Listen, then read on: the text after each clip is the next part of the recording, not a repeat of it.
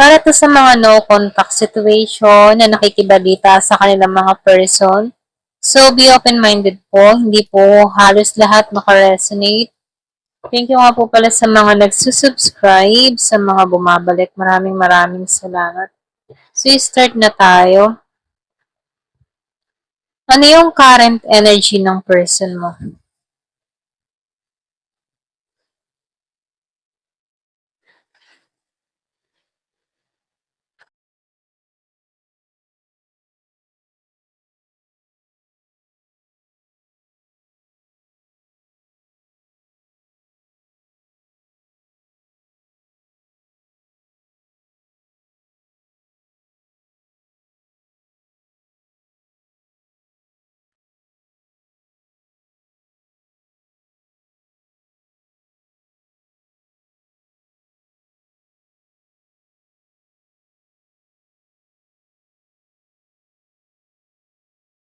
Meron ako nakikita dito na Virgo, Taurus, Capricorn, malakas ang Taurus. Meron din ako nakikitang Gemini, Aquarius, and Libra. Meron din ako nakikitang Aries, Leo, Sagittarius, Scorpio, Cancer, Pisces. Nandito siya sa moment na walang usap sa inyong dalawa, walang pakikipagkasundo. Ang nakikitaan ko dito na yung iba sa inyo, gusto mo tong tao na to, yung mauuna sa'yo, okay, kung gusto na tong makipagkasundo, gusto mo yung mauuna itong tao na to kaysa sa'yo, okay? So, nafe-feel ko dito, yung iba sa inyo, wala pang usap na nangyayari sa inyo ng tao na to dahil sa usaping pera, okay? So, nakikitaan ko dito, no, may involved na pera or pwede rin sabihin na meron tong mga problema about sa pera, okay? Kaya dito, no, wala pang simula na nangyayari sa inyo. Kaya lang dito, nakikitaan ko dito, meron ditong tao na gusto makipag-ayos, gusto ng bagong simula. Kaya lang dito, walang nangyayari pa. Okay? Pwede rin sabihin, kaya walang nangyayari dito. Dahil meron ka ditong tao na gipit or pwede rin sabihin hindi makagawa ng hakbang sa'yo. Pwede rin sabihin wala siyang budget, wala siyang pera, or pwede rin wala siyang trabaho dito. Okay? So, nafe-feel ko dito, yung pera, yung ang nagiging dahilan kung bakit hindi to kumikilos sa'yo. Pero nakikitaan ko dito, ito yung nais niya, bagong simula, okay? So, dito, no, nakikitaan ko rin dito,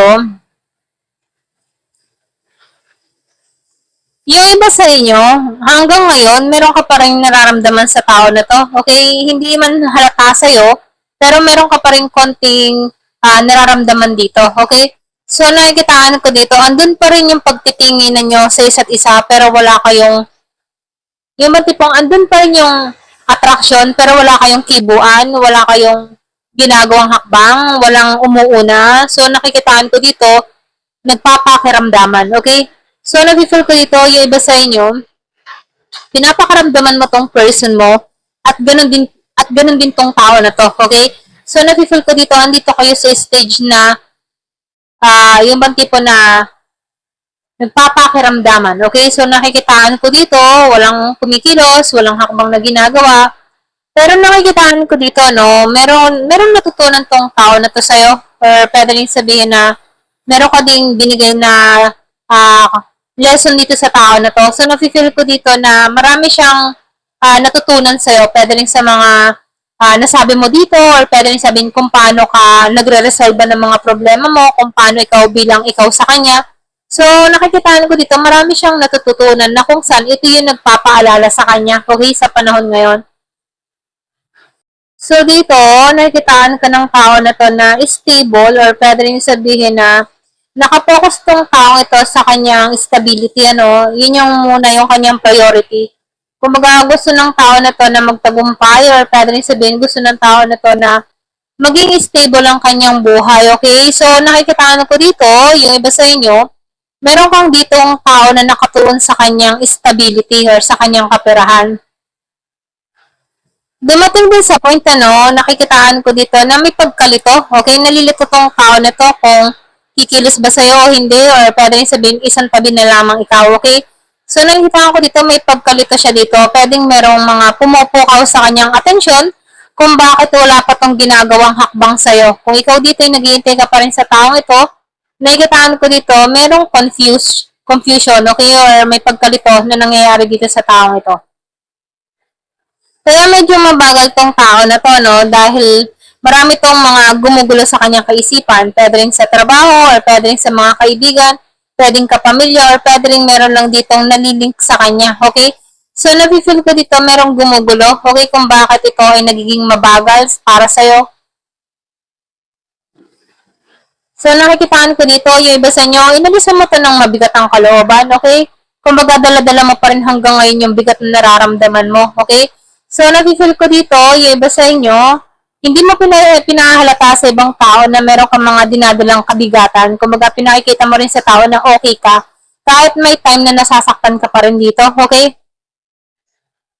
So, nafe-feel ko dito, yung iba sa inyo magaling magtago ng emotion, or pwede rin sabihin yung person mo dito, no, magaling siyang magtago ng kanyang nararamdaman. Meron ako nakikita ang pagtatago ng mga feelings, okay? So, nakikitaan ko dito, pagalingan ng taguan kayong dalawa ng nararamdaman. Pero nakikitaan ko dito, nagpapakaramdaman pa rin kayo, pero nagtataguan kayo ng nararamdaman. Ganon. Nakikitaan ko dito yung distance, malayo pa rin kayo sa isa't isa. Okay, need ng travel para makatungo sa'yo at ganun din siya sa'yo.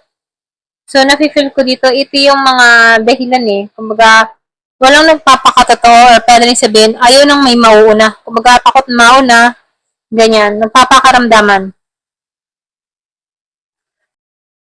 So, dito, lumalabas naman dito,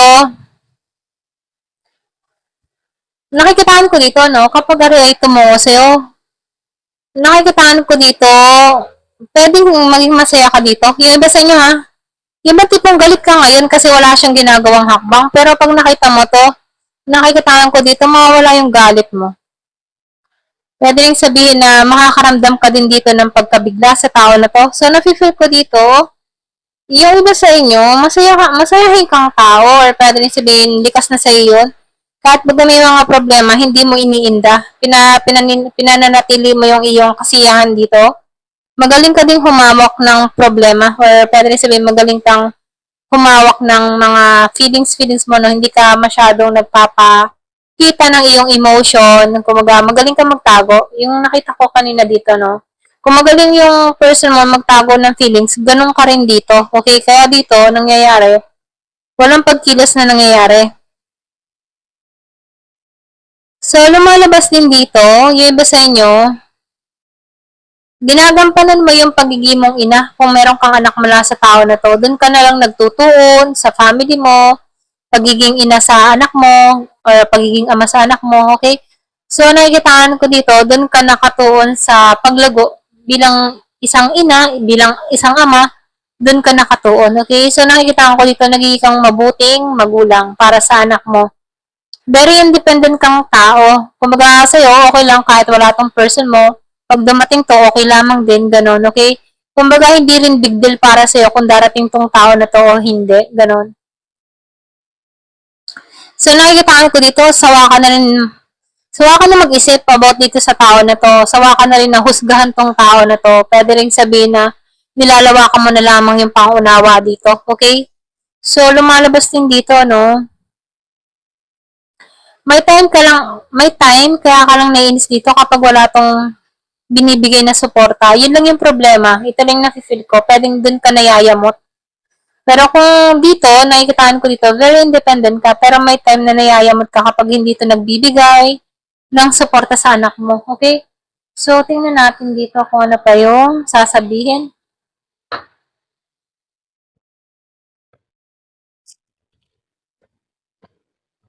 Give it a message. Ano pa yung mensahe? So, nafe-feel ko dito, yung person mo dito, hindi siya balance ngayon, okay? Meron tong mga sumasagi sa kaisipan, or pwede may pumapasok sa kaisipan nito kung bakit hindi siya balance dito.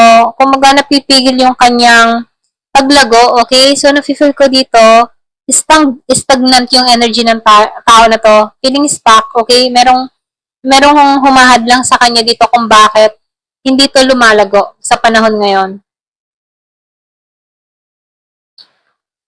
So, nakikitaan ko dito, gusto ng tao na to na, yung bang tipo na, di ba yung kanina sinabi ko, gusto ng tao na to na magkaroon kayo ng bagong simula. Ayaw na nito ng lokohan or pwede rin sabihin kung nakagawa to ng pagkakamali sa'yo, hindi na to magloloko, okay? Kung maga mananatili ng tong tao na to, hindi ka na igugusting or iiwan, iabando na. Kung maga meron na siyang nakamta na lesson dito kung bakit ganun yung kanyang nasa sa isip, ano. Gusto nitong bumawi or pwede rin sabihin, ayaw na nito ng lokohan, okay? Pwedeng meron nangyari dito sa tao na to kung bakit meron siyang ganong attitude, ano. So, nakikitaan ko dito yung iba sa inyo, naka-recover ka na rin naman dito, okay? So, nakikitaan ko rin dito, meron ka din person na naka-recover din sa'yo.